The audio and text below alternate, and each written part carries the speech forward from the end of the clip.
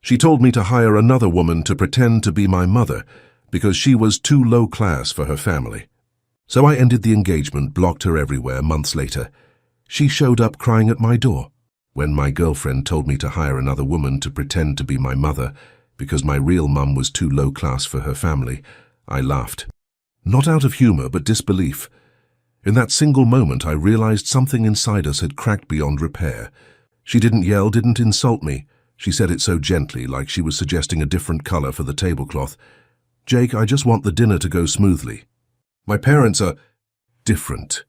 Your mom might feel out of place. Maybe we can hire someone more polished? Just one night. I'll cover the cost." It was the kindest, cruelest sentence I'd ever heard. And as she smiled, waiting for me to agree, I knew right then. I couldn't love someone who was ashamed of the woman who raised me. That night I walked out of her apartment, blocked her number, and never looked back. Because no matter how much I'd loved her, no relationship was worth hiding the person who gave me everything. A year later, life had changed completely, and the same woman who once told me my mother wasn't good enough was now standing at my door, crying, begging me to save her family. I grew up in a small, working-class town in Texas, the kind of place where everyone knows your last name and hard work isn't a virtue. It's survival. My mom raised me alone after my dad passed when I was 10. She worked 2 jobs, cleaning offices during the day, waitressing at night, just so I could stay in school and dream a little bigger than the town we were in. We never had much, but she gave me something worth more than money: pride. Not the loud kind, but the quiet kind, the kind that comes from earning every little thing with your own hands. When I finally got a scholarship and moved to New York for work, she cried harder than I'd ever seen. Not because she was sad, but because for the first time her son was going to live the life she never could. That's where I met Olivia. She was everything I wasn't: elegant, confident, and born into comfort. Her parents owned a successful investment firm, and she carried herself with that effortless grace people have when they've never worried about rent or bills. At first, none of that mattered. She was kind, curious, and genuinely interested in my world. She said she loved that I came from somewhere real. And when she met my mom over a quick video call, she said, "She's so warm." "You're lucky, Jake." For a while, I thought she meant it. After a year together, she started talking about introducing me to her parents. Her family was old money Connecticut. Weekend homes in the Hamptons, golf memberships, dinners where people discussed art auctions and hedge funds like it was the weather. I was nervous, but excited. I told her my mom was planning to visit New York that same weekend. It felt like fate, the perfect time for her to meet the woman who raised me. But when I said that, Olivia froze. She gave this polite, uneasy smile and said, "Oh, that might be a bit much for my parents. They can be traditional. Maybe your mom should just rest at the hotel. It's a long trip anyway." I frowned. "What do you mean?" She hesitated, then lowered her voice, almost whispering, "I just think my parents might not understand. Your mom is sweet, but she's not exactly that polished." You know what I mean. No, I didn't. But she kept going, soft, measured, almost rehearsed. "Jake, please don't take this the wrong way. I just want the dinner to go smoothly. Maybe, if it means a lot to you, you could hire someone, an older woman, more put together, who could pretend to be your mom for one night. I'll pay for it." She said it like it was nothing, like it was a solution, not an insult. And for a few seconds I just sat there, trying to process how the woman who once called my mom inspiring could reduce her to an inconvenience. I asked quietly, "Do you even hear yourself right now?" She sighed. "Jake, I'm trying to protect both of us. I don't want you to be embarrassed." That was the moment something broke in me. I didn't argue. I didn't yell. I just stood up, grabbed my jacket, and left. The next morning I sent one last text. "You'll never have to worry about being embarrassed by my mom again, because you'll never see either of us." Then I blocked her number, deleted every photo, and threw myself into work. The first few months after leaving Olivia were rough. You don't just walk away from someone you loved and feel fine the next day. I missed her. The late-night talks, the quiet mornings, the illusion that we were equals. But every time I thought about calling her, I remembered her words. "Hire someone to pretend to be your mother," and that killed any nostalgia instantly, so I buried myself in work. I joined a financial analytics firm that was growing fast. I was just a junior analyst back then, but I had one advantage: I knew how to grind, because for people like me, effort wasn't optional. It was survival. While others clocked out at 5, I stayed until midnight. While they complained about workload, I took extra reports. I wasn't chasing a promotion. I was chasing peace. Within a year, my hard work paid off.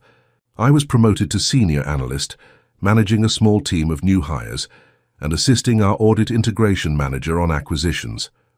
The hours were brutal, but I didn't mind. Hard work was something I understood.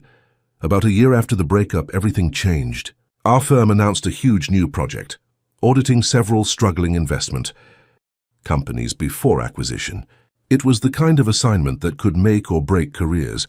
I wasn't leading it, but I was assigned my own set of client portfolios to review. It was late one evening when I opened a new client file, Morgan Capital Group. I scrolled through the company overview, half-focused, until I reached the executive board. And then I froze. Chairman Richard Morgan. Managing Director Emma Morgan, Olivia's parents. For a moment I just stared at the screen, my mind blank. Life really does have a dark sense of humor. At first I thought maybe it was a coincidence, but when I opened the internal photo from the acquisition meeting, there they were, smiling, shaking hands with our department head. The dinner that never happened. The judgment that had never been spoken aloud. It all came rushing back. Now, they weren't my clients exactly, but their company was part of the audit I was helping to conduct. My job was to verify compliance, cross-check records, and flag inconsistencies for our legal team. In other words, their company was under my microscope. The first meeting was tense.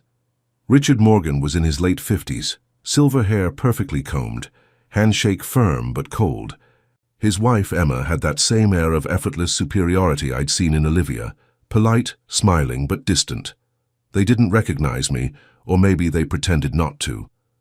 I didn't bring up their daughter. They didn't mention her either. We went through the numbers, budgets, and pending reports. I stayed professional, detached. But as the weeks passed, it became obvious something was off. Their ledgers didn't line up. Invoices were misplaced. Expense accounts were inflated. At first, I gave them the benefit of the doubt. Mergers can be messy. But then our internal system flagged multiple irregularities. Personal expenses marked as corporate, fake invoices, missing documentation. The deeper I dug, the worse it got. By the end of the month, I had a 50-page report sitting on my desk, outlining over 1.2 million in suspicious activity. And every single document carried the same 2 signatures, Richard and Emma Morgan.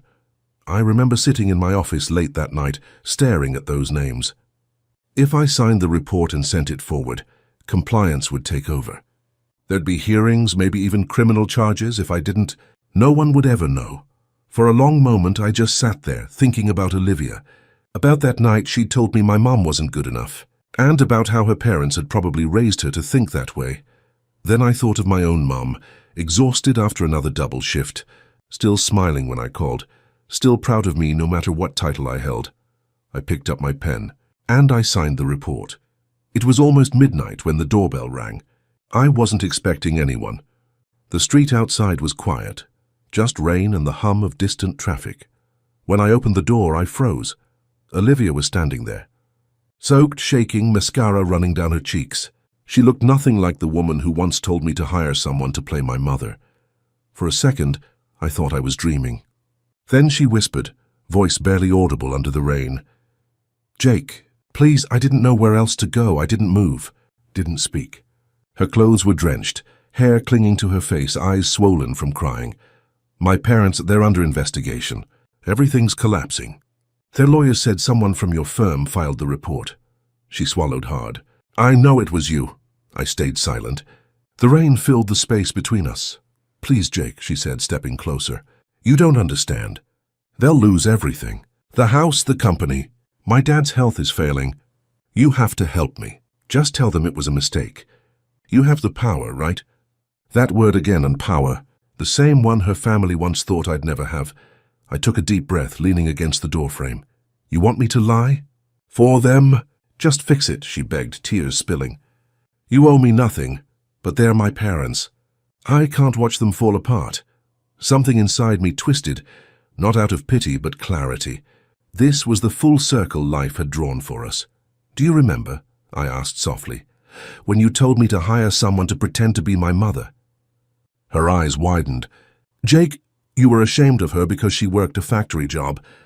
You thought she wasn't polished enough for your dinner table. Now you're here, begging the son of that same woman to save the parents who built their empire on lies." Olivia broke down completely, covering her face. Her knees buckled slightly, and for a moment, I almost reached out. Almost. But then I saw my mother's face in my mind. Tired, kind, proud. And I knew this was one burden I didn't have to carry. I stepped aside just enough to speak clearly. "I'm sorry for what you're going through, Olivia, but I can't fix this for you." She looked up, eyes red, trembling. "You've changed." "No," I said quietly. "I just stopped apologizing for who I am." Then softly, "Go home." I closed the door. On the other side, I heard her sob once. Then silence swallowed by the rain. The next morning, the rain had stopped. The city looked cleaner somehow, washed, quiet, new. I sat by the window with a cup of coffee, still hearing the echo of her knocking from the night before. I didn't feel triumphant, not even relieved, just still. For the first time in years, I realized I didn't carry that constant weight of not being enough. Not for Olivia. Not for anyone. Later that day, I drove home to see my mom. She still lived in the same small house, the one that always smelled like coffee and laundry detergent, the one she'd fought to keep after my dad passed. When she opened the door, she smiled the way she always did, like I was still that kid coming home from school with muddy shoes and too many stories. "You look tired," she said, brushing dust off my shoulder. "Long week," I replied. She poured me tea, sat across from me and listened as I told her everything. The audit, the company, Olivia showing up at my door. I didn't mention the tears, or the way she'd said, "I'm sorry. Some memories are better left behind closed doors." Mom stayed quiet for a long moment. Then she sighed softly and said, "People who look down on others usually do it to feel taller, Jake. You don't have to be like them. Just be decent." I smiled, and because she was right. She always was. Before I left, she handed me a small container of leftovers and said, "You're working too hard again. Don't forget to eat." Simple words, ordinary. But they meant more than any apology Olivia could have given me. As I drove away, I glanced in the rearview mirror. Mom was standing in the doorway, waving. And for the first time in a long time, I didn't feel like the poor kid from the wrong family. I just felt like her son.